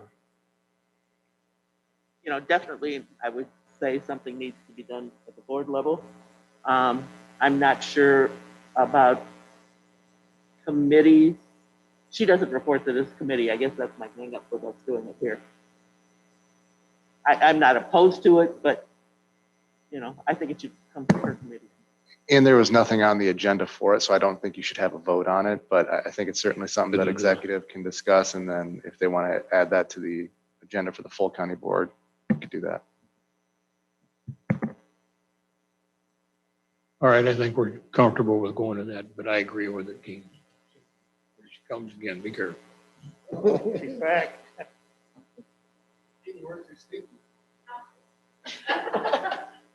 Are you just repeating what you just said when you came up the first time? You have nothing to?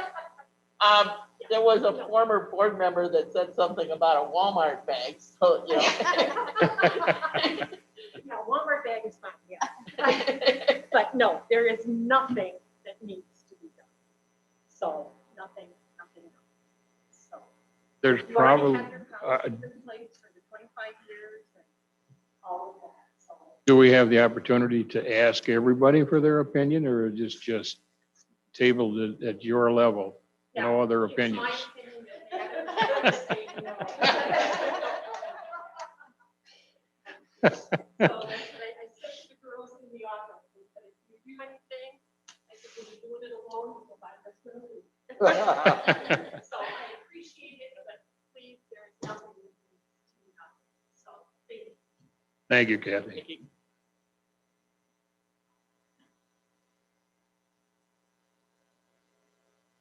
Well, That's right.